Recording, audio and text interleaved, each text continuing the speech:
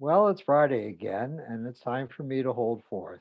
Uh, I positioned myself last week by talking about how I struggled to shift away from being a mental health provider or clinical psychologist and to exit my identity as any of those things and use tools I had been learning and concepts I've been learning from lifespan developmental psychology to create a new identity and a new way of conceptualizing what clients were seeing me about and what I needed to do with them. So I'm going to be spending some consistent time going over all of this because it's quite complex and quite interesting to me, and I think quite wonderful.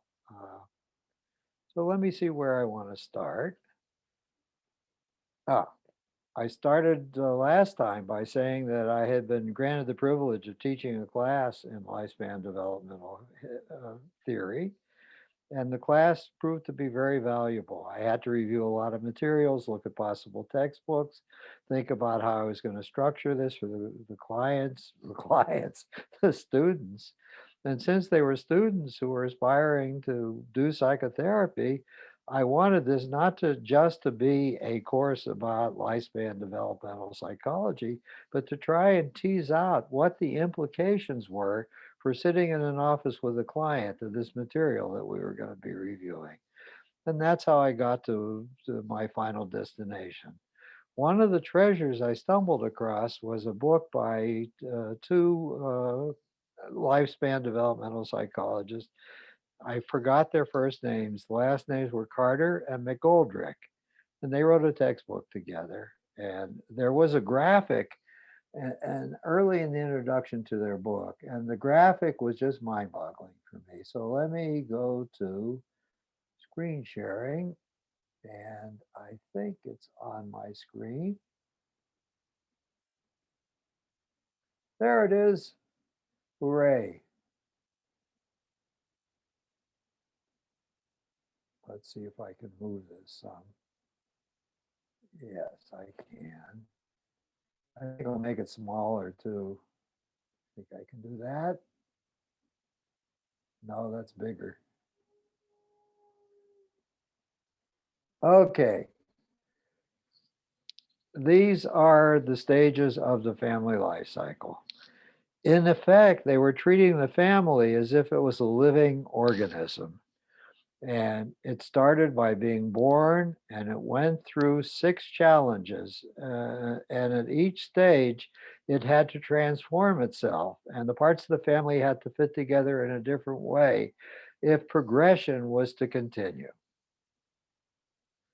Uh, so the chart they came up with is in three parts. The left-hand cycle, left-hand column is simply the name of the stage.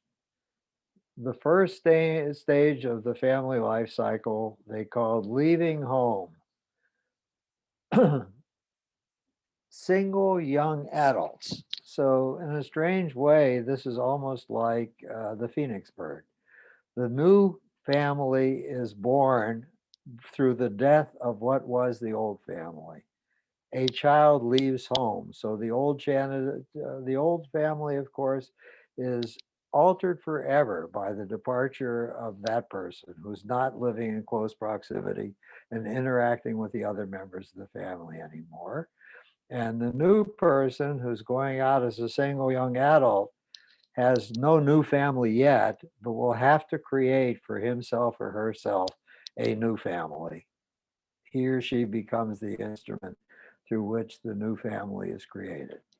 Leaving home, as they've labeled it, requires certain kinds of adjustments on everybody's part. In the center column, for each of these stages, there's a label key principles of transition. So, in order to leave home successfully, the young adult who's leaving home has to accomplish these principles and they're labeled accepting emotional and financial responsibility for the self. What is being said here is there are two things that are necessary for survival and independence. One is emotional support. We are used to, from the beginning of life, to getting big tons of our social support from the people in the nuclear family into which we are born. They are, in the beginning, our closest connections with other human lives. And gradually we pull away from that and that wanes. So at the time of leaving home, that's going to be vastly diminished. And the new young person leaving home has to continue to figure out what is going to be the new arrangement of emotional support that he or she must create in order to provide one of the two things necessary for an independent life. The second one, of course, we are a capitalist society, and it is possible. Many young people do this for a long time. They continue to live on the dole. They continue to be supported by their parents. But in true emancipation, in true leaving home successfully, the young person who leaves home begins to accept financial responsibility for taking care of the financial needs of the self. So those are the two things that Carter and McGoldrick say are necessary for the successful navigation through stage one. And what is wonderful about this, I discovered, they have in the right-hand side, in the right-hand column, changes in family status required for the developmental change. There are three things listed here, and I will say all the things in the right-hand column are wonderful. They provide to us as therapists things we need to have important conversations with clients about if they are floundering. The three things necessary to bring about the principles of transition are A, differentiation of self in relation to family origin. I hate this description. This is academese at its worst. What the hell kind of nonsense is differentiation of self in relation to family of origin? I felt like when I looked at this, I wanted to treat Carter and McGoldrick like my graduate students. I wanted to say to them, stop writing pompous academies. If you can't say in simple English what you're trying to communicate, you're really either posturing or you don't know what you're talking about, one or the other. I used to tell my students who were writing doctoral dissertations, your immigrant grandmother better understand what you're writing here and be able to follow your narrative. If not, same thing. You're really writing pompous academies, or you're papering over something you don't understand yourself with a lot of precious big words. So here is how I understand differentiation of self in relation to family of origin. It is a powerful shift in the nature of the relationship between the generations. For the young person who's leaving home, the shift consists of, and I hope it started long before the actual day on which the person leaves home, a transformation in a basic relationship between the generations. In earlier life, in infancy, childhood, adolescence, and growing up, there's been a status differential between the two generations. The older generation has been in a more dominant position, scripting the life, watching over the life of the young person, and the younger person has had to be deferent, taking leadership and direction from the older generation very often. Differentiation of self in relation to family of origin takes place when there's no longer a status differentiation between the generations. There is recognition on the part of the parental generation and the child's person that they are simply human beings alive in the world together. All the understandings which defined how they used to relate to each other are up for questioning, and everything has to be reworked and reorganized. Uh, for all too long, one of the reasons that this transition flounders is people continue to carry on the dominant deferent relationship that happened before they reach the point of separation from the family. The parents can't let go parenting as they see parenting. They're continuing to give unsolicited advice. They're continuing to feel like they're owed a duty of deference by the person that they have been raising. And often, what's typical in American culture is the person and the younger person is struggling to overcome this, is struggling to stop the parenting of the parental generation, is wanting to be treated as co-equals and wanting not to have to ask to be deferent over and over again to the wishes of the parents. In other cultures, this doesn't happen very easily, or it's not even a goal that's to happen. In Asian cultures, for instance, the parents are always owed a due of deference. It doesn't matter what the age difference is or how old the parents have become and how old the younger generation has become. They don't manage this transition in the way that we do.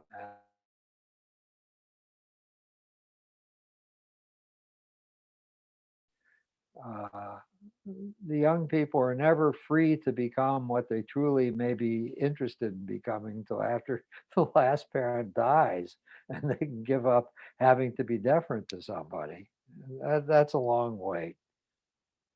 Uh, there are young people in our culture, however, who fight against their own emancipation. uh, they are in a failure to thrive syndrome. They don't want to take full responsibility for themselves.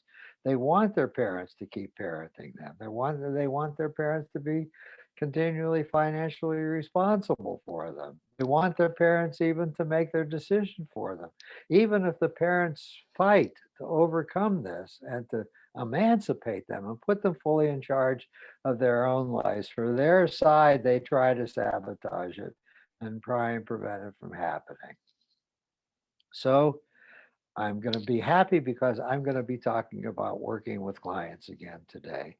I was thinking about what client have I seen over the years that best illustrates trouble with differentiation of self in relation to family of origin, where this was being knotted up and not done well. And I had no idea that's where I headed in my understanding and work with this case. It didn't start out about that at all. I got a referral from a woman who was in what? She was in her early 40s when I saw her. And she had come to see me. I even forgot what the work was that was important in that case that we were doing together. But she stayed with me for about a year and a half, I remember. And then we had resolved the things that she had come to consult me about, and I sent her on her way. Well, about a year after I terminated with me, she referred my new client, the one I'm using as an illustration for this challenge.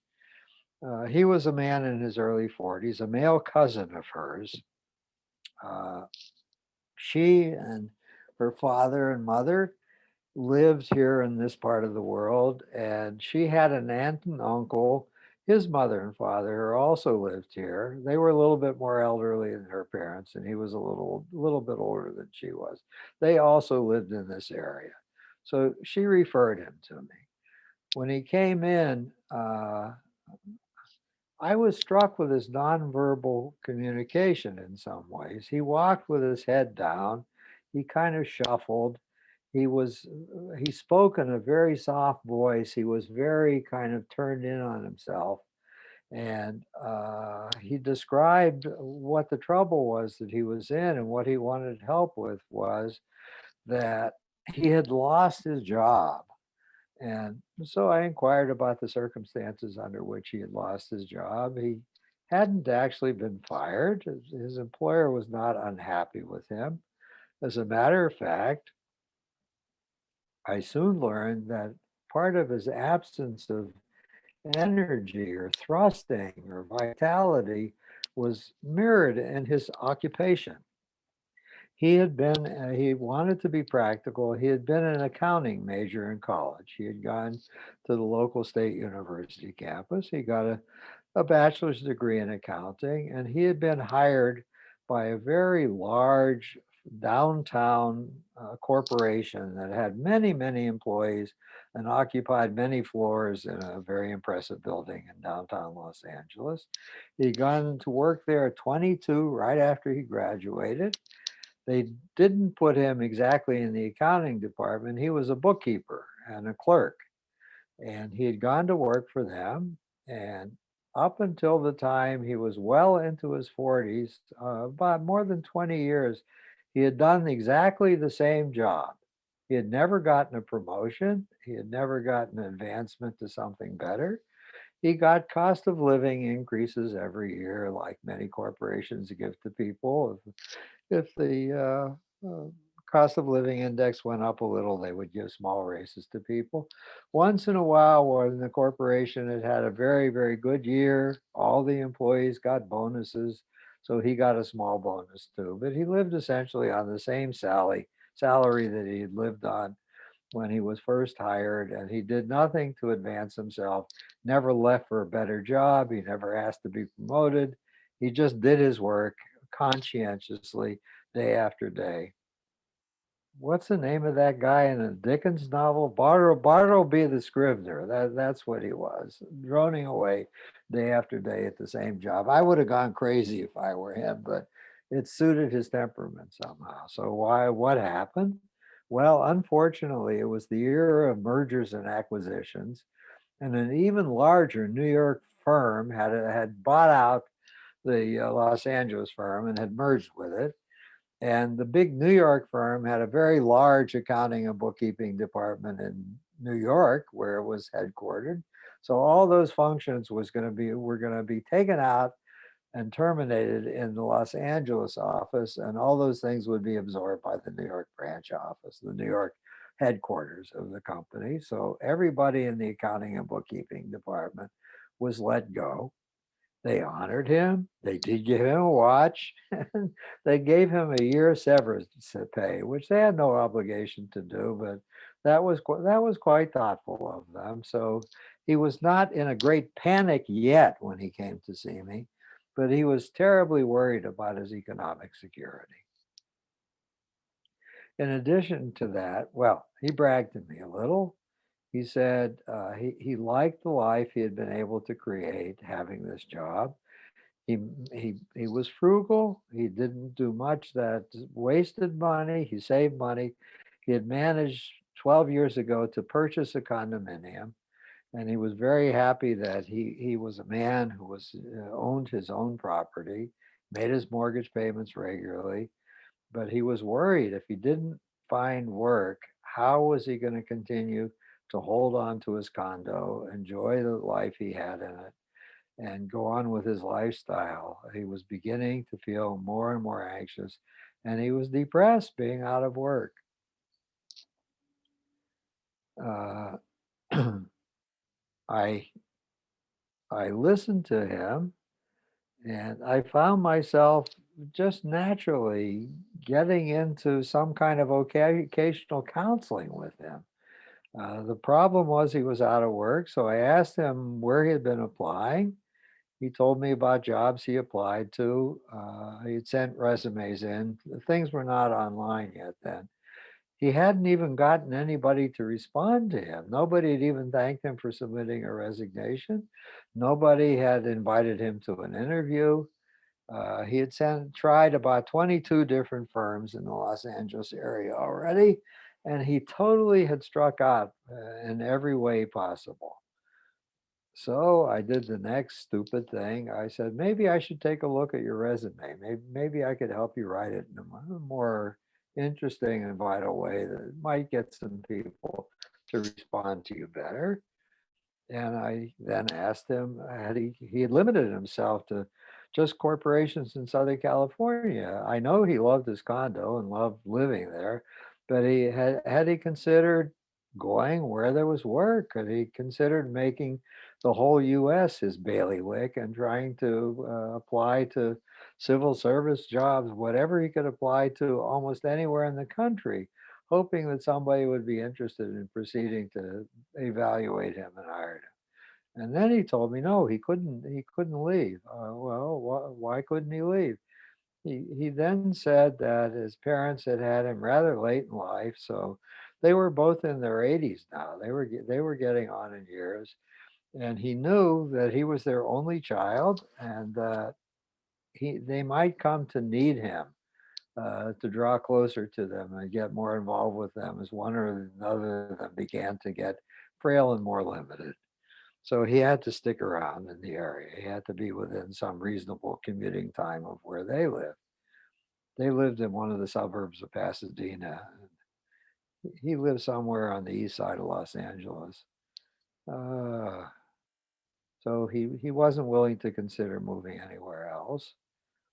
And I said, well, all right, I'll start looking at your resume and your cover letters that you're crafting. And since I taught graduate students, one of the things I taught them, one of the courses is how to write resumes and how to write cover letters to get a better response. So I gave my client that service, and a few weeks went by and I started looking at his product and I started suggesting he change this and change the order of that and talk more about this, be more specific. And in the cover letter, he should demonstrate some good awareness of the firm.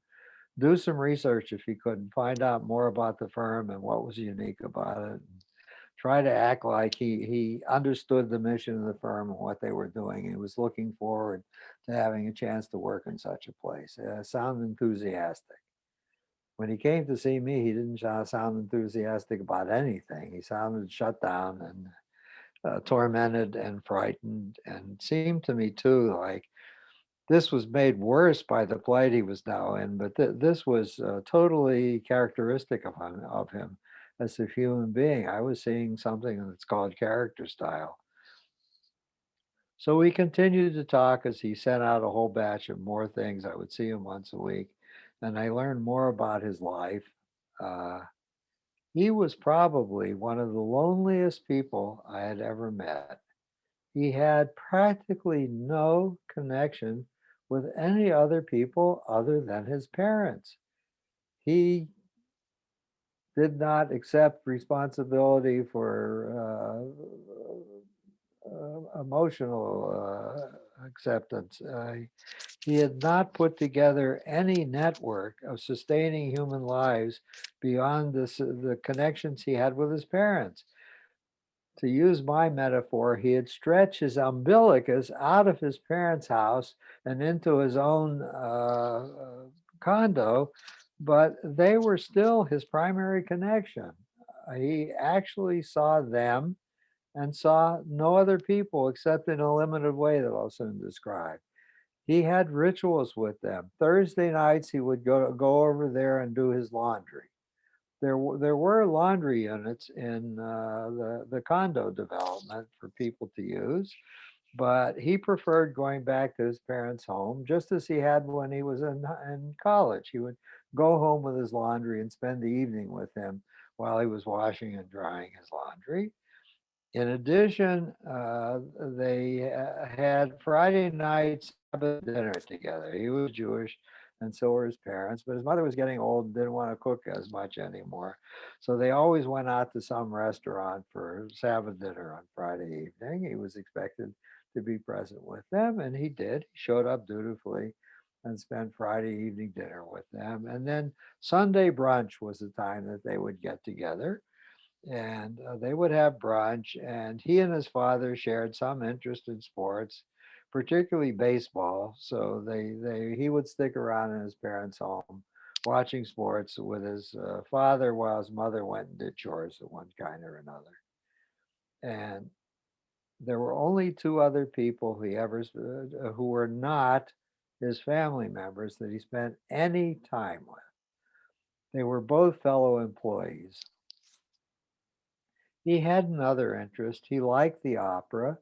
And one of the things he would treat himself to when it was the opera season, depending on whether he was having a good year or a bad year financially, or ordinary expenses or excessive expenses, he would go to at least one opera with the LA Opera during the opera season.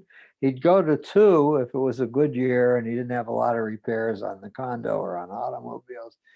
And he had somebody he discovered in the workplace in an adjoining department who liked the opera, a middle-aged woman.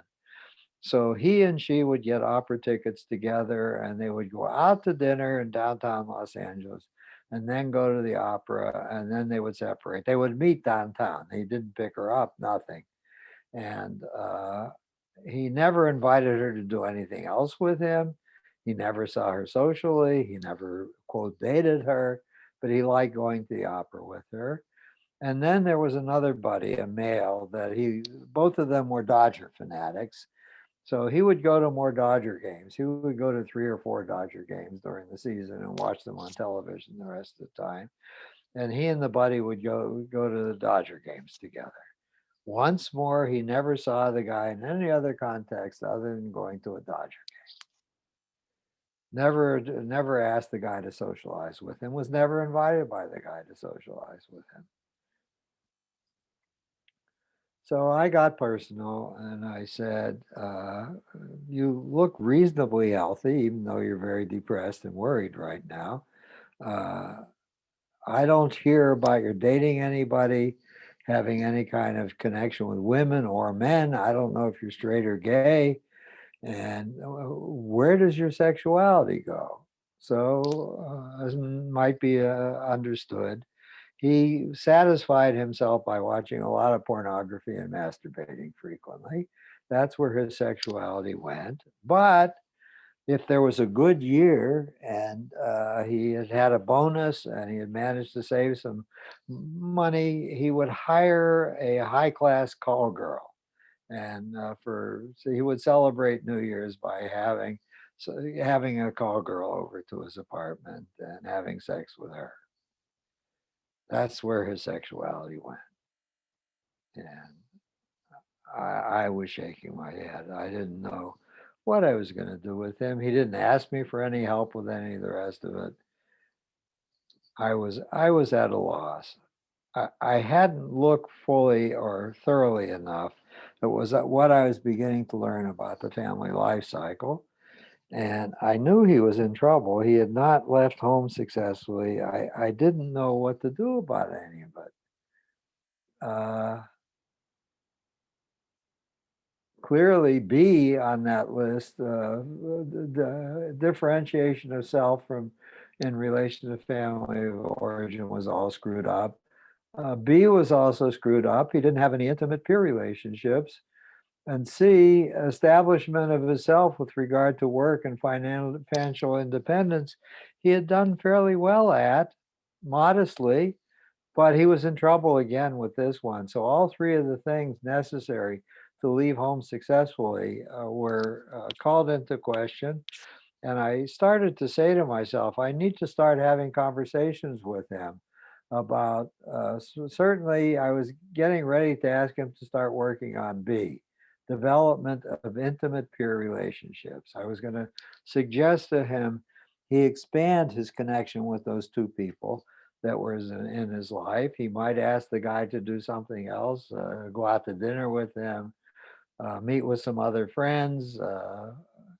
There were people in the condo he said hello to. Maybe he could start asking some of them to meet at the barbecue that the condo had and share events together, try and wheedle invitations to get togethers they may be having. I was full of thoughts about how he could begin to make connections with more people other than his parents. But fate took a strange turn and I rode the current. He came in maybe his eighth visit with me, and he was angry as hell. He wasn't subdued and bent over anymore. He was sitting on the couch, very agitated and talking loudly. I'm really angry, he was saying to me. And so I, of course, was very curious what had gotten to him. What was he so angry about? And it was his mother. An event had taken place. His remaining cousin and aunt and uncle who lived in New York were coming through Los Angeles. They were on their way to Hawaii for a vacation they were going to take together. This was an even younger cousin. This was the youngest uncle in the family. He was in his early 40s, and his young daughter was, I think, a high school student at the time. So they were coming through. And their plane schedule was such that they were going to do they were coming to Los Angeles late in the afternoon, and they were going to stay overnight, and then they had an early flight out to Hawaii, and they were coming back through again on their way home.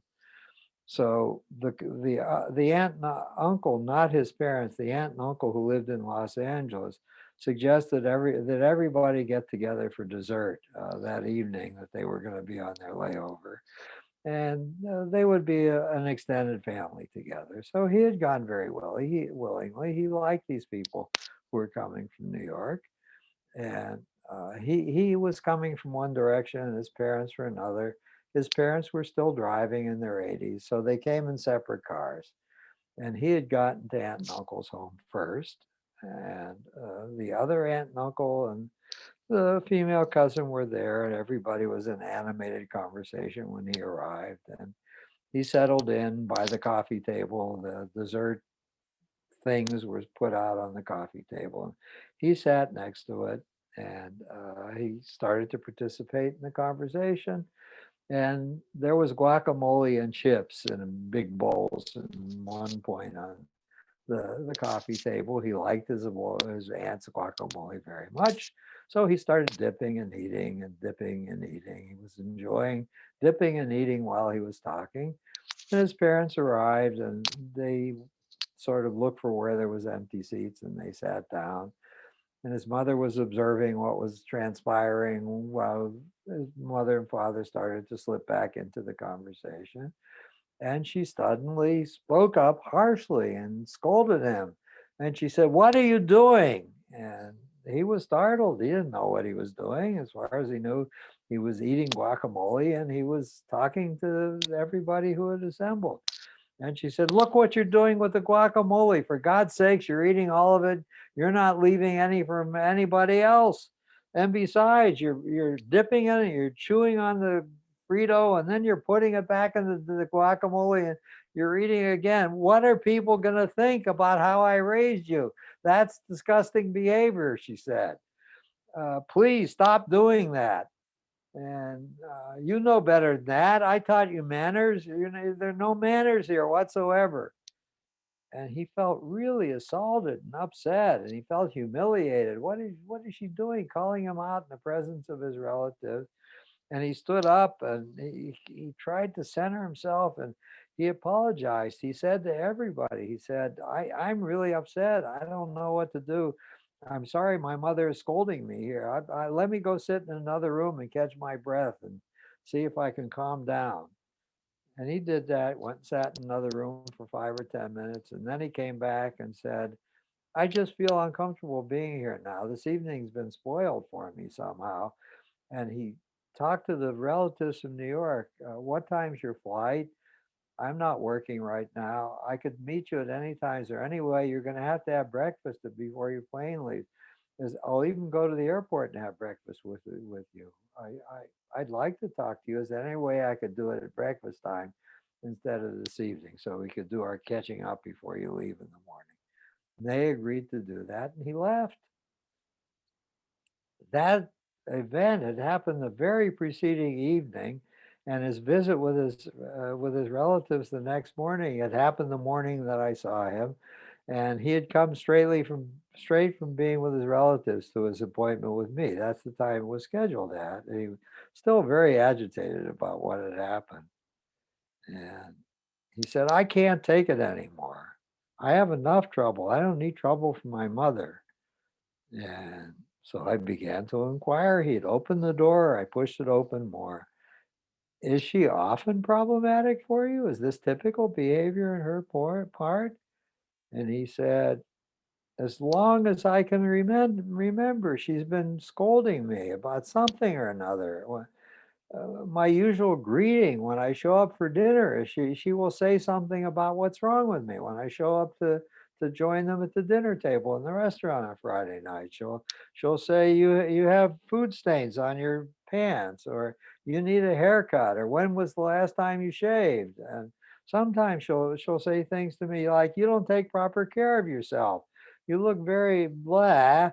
Nobody's going to hire you if you look like that. You better start taking better care of yourself, or nobody's going to want to have you working for them. You could get away with it because you have been an employee in your other place, but you have to look sharp and look your best if you're going to get a new job. And you certainly don't look sharp to me. And he would protest and say, well, I just want to be comfortable. I'm coming out with dinner with my parents. And said, don't I deserve that you would look reasonable when you came to see me? She would scold him some more. So he told me about all these interaction patterns, all the things she was constantly trying to change about him and get him to fix or work on or be different about. And I said, What do you usually do?" He says, "Well, I listen to her. She's my mother. I try and listen to her. I try not to get angry, but somehow I am fed up. I don't want it anymore." Here he was in his 40s. He was finally getting fed up. So I thought that was wonderful. He was beginning to differentiate himself from his family of origin. He didn't want to just defer to instruction from his mother anymore, or even pretend to defer to instruction from his mother anymore. So it was true what I said to him. I said, I'm worried. He said, what are you worried about? I said, first of all, let me be very supportive. I think what you're trying to accomplish is very important, but I think it's going to lead to really trouble in your family. Maybe the trouble's avoidable. I don't know. I'd like to try to have this not lead to World War III between you and your mother. And I asked him, by the way, what his father was doing. His father would just listen silently and not say anything to anybody about this tension that was unfolding between mother and him. And I said, "Oh my, your father may need some work too. I can't believe he's comfortable watching this battle or half battle that goes on between you and her mom, but he's not trying to influence her, as far as I know, in any way or make anything different happen. He doesn't take you aside and tell you some coaching about what you could do with his wife. He's just passive and quiet. She seems to be the force in the family. Yeah, my mother's the force. She does the same thing to him frequently, and he just puts up with it. I know he doesn't like it, but he doesn't say anything either." I said, "Oh, you haven't had a good role model." I said, "What do you think? If you were to tell your mother, or I'll even call your mother, if you were to tell your mother that I think it's a good idea that she come to your next session, you think she'd come?" And he said, "Well, she probably would. My cousin who's here that you worked with said many appreciative things about you. And my mother thinks it was a good thing that my cousin came to see me. And she does think it's a good thing that I'm seeing you. So if you said as part of what you need to do is to have her come and join me in a visit, I think she'd come." I say, "Good. Let me know." Although, no, you don't even have to let me know. I'll assume that next week when you come, she is going to be present. If there's a problem, call me. Maybe I'll talk to your mother on the telephone. I'll try and persuade her. But silence, don't make an unnecessary phone call. Silence mean I should expect two of you at the next session. He said, "What are you going to say?" I say, "I don't know. I'm still formulating it. I'm going to try and get her. Certainly, I'm going to try to get her to stop some of what she's doing with you. You said your belly's full, you've had too much, you're not going to take it anymore. I think it's a good thing you've arrived at that point. I'm going to try to get her to appreciate what you're saying and to respond to it in some different way." So he said, "Thank you." I said, "All right. So can you now shut up and not do anything until the two of you are here for your next visit?" He said, yes, he could. He's not even going to bring up the topic anymore until they arrive in my office. So in they came the next week.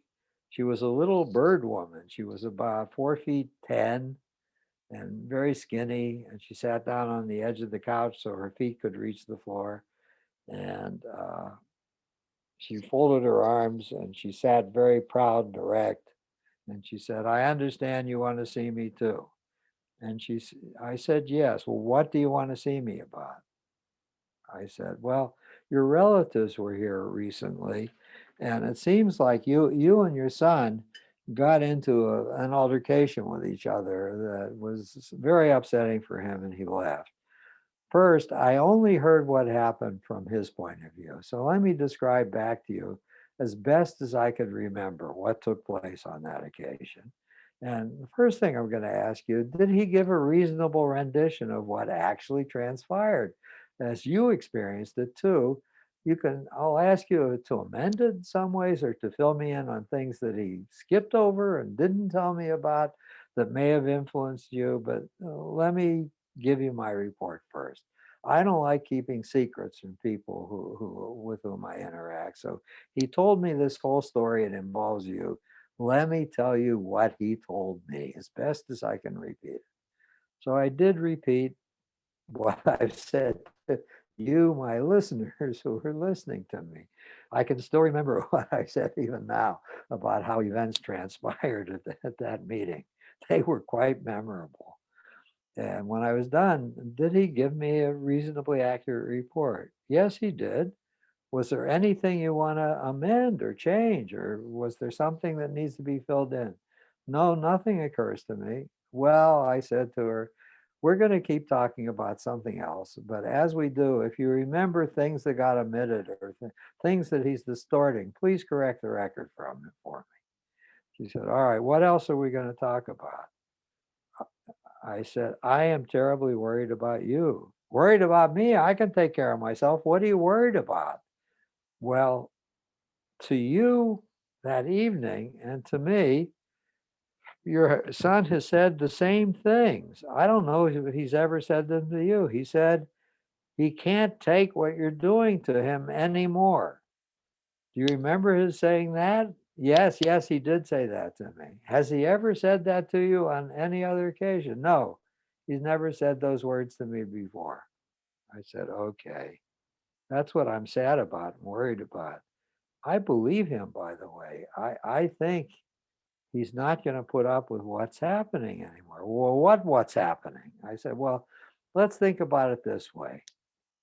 You are like a sculptor. He is a sculpture that you have made. And in many ways, you've done a wonderful piece of work. Uh, he's a person of decent values. He's proud about his own accomplishments, even if they're not worth shaking. He did grow up. He went to college successfully. He got a job. His employer valued him. He worked for more than 20 years for the same employer. He didn't need you to keep supporting him. He became independent economically. There are many, as far as I can tell, as I said, he has decent values. He's a kind person at heart, and he doesn't do harm to people in this world. So much of what you did in making the sculpture is quite beautiful. However, like any other human being, he's flawed. Uh, I believe whatever you try and educate him about, are worthwhile things. It's like the sculpture has flaws in it in various places. So what do? You take out your chisel and you start chiseling at this part of it again and that part of it again. You're trying to make the sculpture as perfect as you can make it. And she was nodding her head while I was talking. And I said, that is not going to be tolerated anymore. What do you mean it's not going to be tolerated? He's not going to put up with it. He's going to start screaming. He's going to start leaving like he did. Here's my worry. I assume it means something to you to have devotion from your son. He comes by 3 times a week. He's part of what provides you companionship in addition to your husband. I understand you have some friends, but I'm sure you value having the companionship of your son. If you don't start changing and listening to him, you're going to start losing him a bit at a time. He's not going to come as often. He may start doing his laundry and his own on his own premises and tell you he doesn't want to come on that evening anymore. He's going to not go to Friday night dinner with you as often. He'll start finding excuses. He feels pain. The sculpture has come to life. It feels pain when you chisel on it, and he's not going to want to bear the pain just because certain rituals exist. So here are your choices. You can learn to be quiet. You can see flaws in him and not bring them to his attention at all. As a matter of fact, when you're with him, maybe you could give him a compliment once in a while. Seems very unbalanced. You're all busy telling him what's not correct about him. And I don't hear him hearing things about you that mom's bragging about me. Or mom's very satisfied. Mom tells me I'm a wonderful son. He doesn't report anything like that to me. It's like it's all negative. You're hard at work as a sculptor, chipping off the rough edges and trying to refine it. And you don't stand back and say, oh, what a wonderful sculpture it is to the sculpture ever. That's a sculpture with feelings. Now, you may have to bite your tongue until it gets bloody sometimes. You may have to squelch yourself and resist the temptation to talk to him. By the way, I give you utter freedom to grumble about him, his limitations, and his behavior to your husband anytime you want to, or to tell your friends what a disappointment your son is. I'm not telling you not to have those feelings. I'm just asking you to stop saying those feelings aloud to him. You can say them aloud to anybody else if it's not in his earshot. The other alternative is to inform him that you're a mother, that you can't stand his imperfections, and you're going to keep using the chisel on him for the rest of his life, and he better get used to it. You can ask him to bear the pain if you're doing it to him and stop saying he can't stand it anymore. You're only trying to be what a mother is and to be a good mother to him. You should stop complaining about it to you. And I said, if you try that, I'm not sure it's going to work. I don't even know if you have a choice. You have a choice to be quiet, but I don't know if it's a viable option to you to continue to parent him, because I am afraid he's going to continually disappear out of your life. And the day may come where you really need his attentiveness and you're going to wind up in a board and care facility and without his attentiveness. That's a terrible scenario I see unfolding. He is going to fully separate from you and ask to be left alone if you can't curb your tongue. So from me, my perspective, that seems like the only reasonable choice for you. But of course, you'll do what you believe you must continue to do in your own way. I said, take 1 minute before you answer me. Do you know what choice you're going to make yet?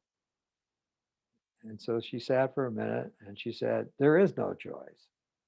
I said, there's no choice? Well, I think there's no choice, but maybe you mean something else when you say there's no choice. She said, I am his mother.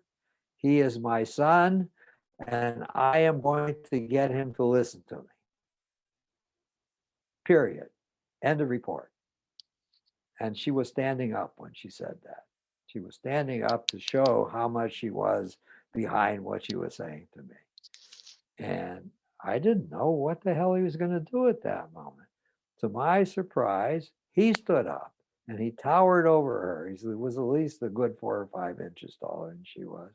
And she said, no, you're not going to do that anymore. I'm asking you as politely as I can now to be quiet. If you slip and I'm on the phone with you talking to you about something and you start scolding me for something, I'm going to say, Mother, I told you you can't do that anymore, and I'm going to hang up. If I'm there with my clothes, I'm going to take them wet out of the washing machine. I'm going to get back in my car and I'm going to go home and I'm going to say, you blew it. I won't stay here tonight. And I'll do the same thing on Sundays and I'll just leave. I'm not going to, you cannot do it. You will be quiet my presence, or you will not have my presence, period. Now, I'm not leaving you forever. I'm giving you a chance to learn. I'm giving you a chance to be different, but you're going to have to learn to be quiet, or what the consequence is going to be for that episode we're having with each other. I'm gone again because you didn't honor my request and you're not quiet with me. And he said what I wound up saying to many other clients in the same predicament. Do you talk to your friends this way? If a friend is there and a friend has a coffee stain on their shirt, do you say, why did you come out to dinner with a coffee stain on? I am sure there's much more mutuality and back and forth between you and your friends. And I demand the same thing from you as the kindness you give your friends, or I won't put up with it. I wanted to cheer. He had done the work without my pushing him or prodding him or suggesting it over and over again to him. He did it spontaneously. That was a wonderful, wonderful thing. And I only saw him 2 more times after that. Both times he had to tame his mother again, and but he was going to continue to bear in. But the reason I stopped seeing him is he was suddenly animated, full of energy again, and smiling. And I wanted to do other work. I saw how much was unfinished, but the central thing that had brought him to me had been resolved. One of the things he had talked to his uncle who had come from New York about was, did his uncle have any contact with corporations in Southern California? Could he put in a good word with anybody, and any CEO of a corporation or owner of some small business, that he was a good bookkeeper and accountant, to consider hiring him? And wonder of wonders, he had been on the phone just recently with a friend of his who had a business in Orange County in Irvine. And his bookkeeper accountant had quit suddenly, and he was desperate to get a replacement. So my client had a job. And it was a long commute from where he lived to Orange County, but he was willing to make the commute because he liked the business. He liked his new boss. His new boss liked him, and he was off and sailing again. He was even making a little bit more than he had at his old job that he had lost, and he wasn't frightened anymore. So he said goodbye to me. I wanted to do the work on the other things that are in the third column there. I wanted to do work on, particularly on development of intimate peer relationships, because he was intimate with nobody. I probably knew him better than anybody on the face of the earth. And that's sad to say, if the only intimate relationship you have is with the therapist you see for 45 or 50 minutes every week. Ah. But the other two parts were coming together okay. He was differentiating from his family of origin, and he had established his independence again. Because he was actually daydreaming he was going to have to be a teenager again. If he ran out of money, he was going to have to start taking a small allowance from his parents to survive on top of his unemployment. That was humiliating for him. He didn't want to go back and be dependent on them financially. Hmm. So I guess that completes that. I'm going to try and see if I can get another handout up on the screen. If I fail, I'm going to stop for the day, but let me try. First of all, I'm going to do it this way. I'm going to stay on. I'm going to get rid of this. Nah, I lost that. I don't know how to get back on the screen. What if I go here?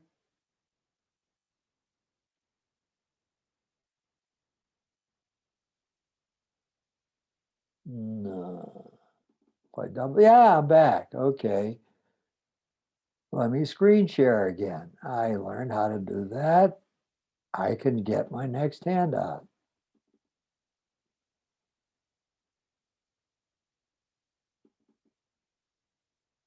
Now, is that up on the screen?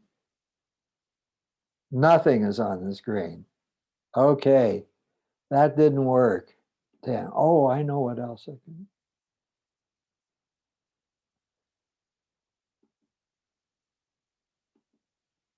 No.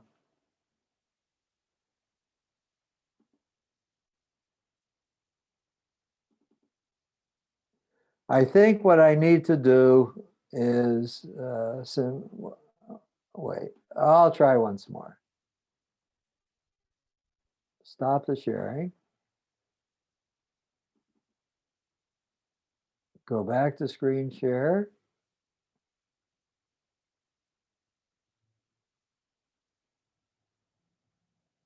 Nope, not going to work. All right, I'm going to have to learn how to do this even better the next time we get together, and I'm going to stop for today. Let's see. How can I get back? Stop share. Okay, I'm back. I will turn the floor over to my audience at this point and hope that I can be more adept at this the next time we meet. Otherwise, I'm going to have to use one hand out at a time and limit myself. At least I can get one up on the screen. So who's going to go first? Arthur, as you're describing the case, what was the reason for his such a delay in his individuation? I'm not sure I knew him long enough to have any sense of that. Hmm. Obviously, his mother was on him all the time and he never rebelled against it. Most teenagers start fighting back and he did not. That's exactly where I was going to go. I was going to use the same case because, as I said in an earlier presentation, when I sit with a new client, I have two frames of reference I'm looking at. I'm looking at the family life cycle. Where is the person stuck? What is there family work of some kind that needs to be done? And I'm looking at individual life cycle stages. And I was going to pull up my Ericksonian chart because we are talking about the very mysteries. What happened during his adolescence? Uh, and I was going to speculate about that based upon what I was seeing and tie in how, well, there are two principles. This one's particularly important if I talk about individual life cycle stages because there are 10 individual life cycle stages. The first five take place while one is still leaving home. Uh, and the transition to the sixth is leaving home and taking up position autonomously in the world apart from the family. And when there's trouble, one uses my graphic. The first place to look is in the preceding stage, and I'm doing that right now. I'm looking in the preceding stage. He failed to launch, he failed to leave home, he failed to take up place as an independent, fully independent person in the world. Look at his adolescence. It's most likely that there was some turbulence, some trauma, some trouble during that period of life that left him without the resources to go forward into the next stage of his life. Mm-hmm. So that's a long answer to your question, and Mm-hmm. you foreshadowed some things I'll be taking up. Okay. I really enjoyed your description of the idea of her being a sculptor. I thought that Yeah. was very Pygmalion. And this idea that, you know your Greek yeah, mythology. yeah, this attempt to almost create this perfect perfection in a way, right? Yeah. I think that happens with a lot of clients. It happens with everybody at some level. This idea that when do you put the chisel down? You know, when like the great composers with the symphony, it's hard to know when to stop. It's the hardest part of stopping, and in their mind, it never stops. Right, the symphony keeps going, and I think with our clients and with ourselves, kind of helping people find that stopping point where the diminishing Oh, returns start. Yeah. my God, there are two things going on right now well, I want to thank both of you. The questions you've asked me and the comments you made bring two things that are quite lively for me into my consciousness, and I hadn't even made the connections before. One of them is a graduate student, a middle-aged graduate student I have, is working on a doctoral dissertation, and a couple faculty members and her chairperson is telling her that this is and really, as opposed to most dissertations, this is a very important contribution to the literature. So she is going crazy trying to make it perfect. She's keeping herself from graduating. She won't turn in a dissertation that's a reasonable piece of work just to meet a requirement. She is the sculptor herself that keeps chiseling at it. No, this is not good enough, and this is wrong, Yeah. and I should reorganize this. And it's a terrible procrastination in the service of perfectionism. Mm-hmm. Perfection is the enemy of the good. Yep. I also thought of my client I've been talking about again. I think that the most important relationship to the mother was the relationship with the son. He was her life. He was her vitality. He was her youthfulness. Dad, I think, had tuned out and was a very unexpressive, very passive guy. Probably the strongest bond in the family was between her and her son, and she didn't want to emancipate him. She didn't want to stop working on him or with him because she'd be left alone with husband, who I think she probably didn't have much more conversation with other than pass the salt at the present time. Well, with Pygmalion, right? The sculptor does fall in love with the statue. Yes. Yeah. You were That's what cued me. Of course, mother's in love with her son, not with her husband. you Yeah. were appealing to her to let him go. Pardon me? You were appealing to her to let him go. Absolutely, I was. And she was going to be bereft and all alone after that. Oh, thank you. I'm realizing something else I wanted to talk to him about. He was purposely rebelling, but he didn't dare to rebel overtly. He was rebelling by driving her crazy. He was rebelling by failing to heed all of the injunctions she was giving him about what he needed to perfect. Passive aggressive sabotage he was doing. It's the best kind. It's the most fun. You psychologists with all your direct confrontations and honestly speaking with each other. Well, you know what? You could probably cause more exquisite anguish for somebody by just frustrating what they want from you over and over again. True. Anything else at the moment? Well, thank you. I thoroughly enjoyed myself this evening, but I'm sorry I'm incompetent on how you get a succession of handouts available for viewing. I have to play with that some more. A more perfect video session next time. Okay, that's right. More to come. Yeah. No, it gives me more flexibility. If I can, I'm limited in where I can go next if I don't have a handout showing. So I can describe it, but that's not as easy as seeing the damn thing. All right. Be with you again next Friday. Okay. Be well. I Bye, will. guys. Bye now. Bye.